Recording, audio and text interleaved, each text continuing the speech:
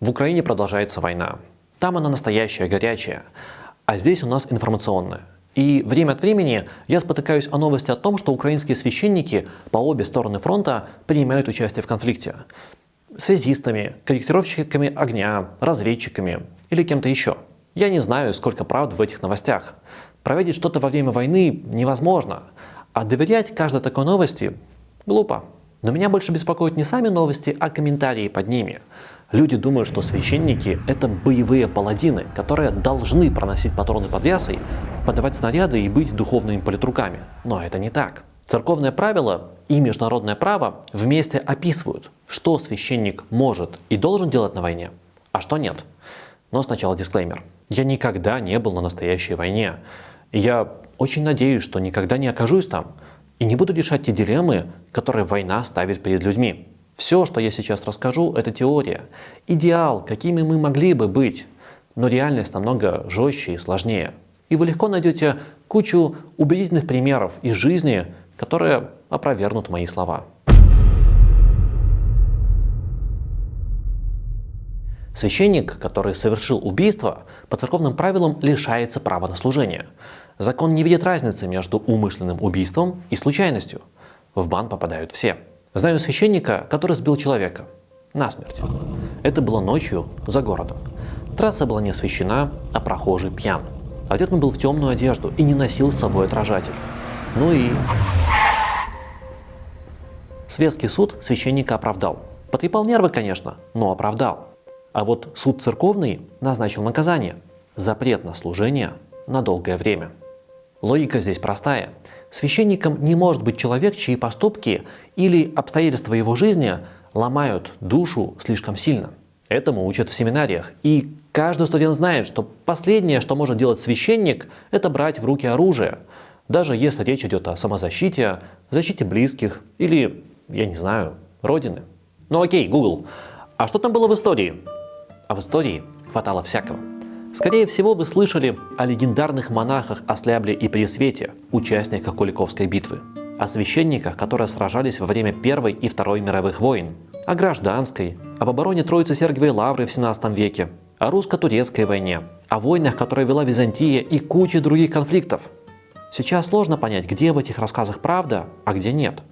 От некоторых несет клюквой примерно за километр, но и отрицать очевидное глупо. Вопреки церковному закону, некоторые священники занимаются войной.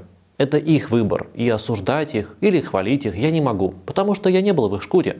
Но это редкий случай. История не знает об отрядах боевых попов, которые, в случае что, откладывают в сторону Евангелия, берут боевые кадила и идут на фронт убивать во имя идеи.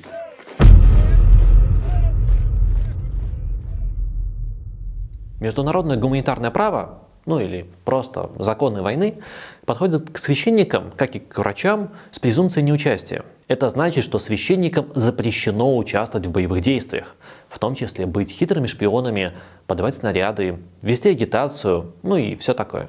Но им можно, с кучей оговорок, быть на передовой и заниматься своей работой. И если какой-то солдат без причины умышленно откроет огонь по священнику, то этот солдат станет военным преступником. А если священник полезет куда не надо, он лишится защиты закона. А дальше как повезет. Могут и расстрелять. Однако в реальности во время войны редко бывает до законов. Стороны больше думают о себе, о своей эффективности и о сохранении ресурсов. Ну и бесчеловечное тоже придет свое. Это же война.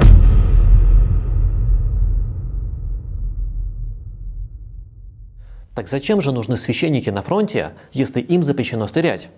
Все просто и сложно. Священники нужны, чтобы сохранить человеческое в людях. Война – это страшное испытание. Она калечит и ломает души. И должен быть кто-то, кто будет кричать о том, что по ту сторону прицела, чтобы не говорили, сидит не нацист и не орк, не фашист и не инопланетянин, а человек.